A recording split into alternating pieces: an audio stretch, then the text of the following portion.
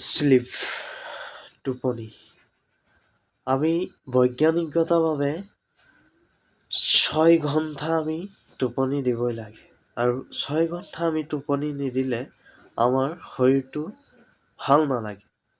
শৰীৰটো ভাল কেনেকে নালাগে? কিবা এটা কৰিম বুলি ক'লেও কৰিব মন নোখোজে, মন নাযায়, এলাহ ভাৱ। কিবা এটা খাম বুলি ক'লেও খাব নোখোজে।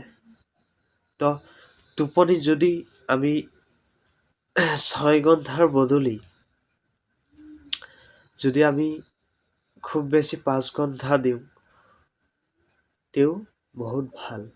আৰু টোপনি যদি আপোনাৰ ক্ষতি হৈছে, সৰহকৈ চাহপাত নিদি যদি পাতলকৈ চাহ বনাই আমি খাব পাৰোঁ, টোপনিৰ কাৰণে খুব ভাল, শৰীৰটোৰ কাৰণেও খুব ভাল, ডিঙিও ভাল থাকে। তো টোপনি আমাৰ স্বাস্থ্যৰ পক্ষেও ভাল। আৰু স্বাস্থ্য ভাল থকা আপোনাৰ যদি দেহাটো ভাল নাথাকে তেতিয়া যিকোনো কাম আপুনি কৰিব নোৱাৰে।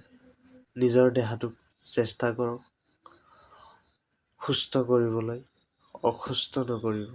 আজিকালি যিটো শাক পাচলি তো লোকেল শাক পাচলি পোৱা নাযায়, গতিকে সকলো আমি মেডিচিন দিয়াই শাক পাচলি পাওঁ।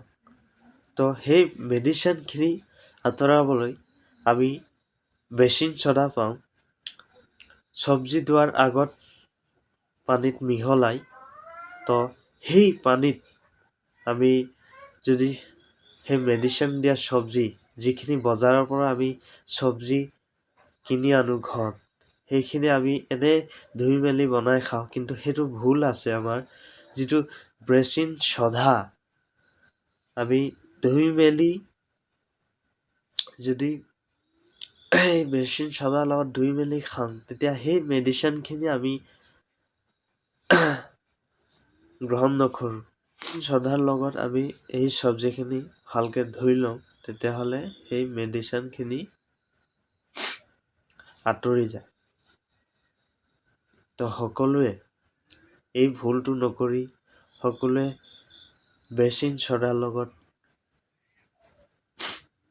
বজাৰৰ পৰা যদি চব্জি কিনি আনিছে, কেঁচা শাক পাচলি, তেনেহ'লে বেকিং ছ'ডাৰ লগত ধুই খোৱাটো ভাল কৰ্তব্য।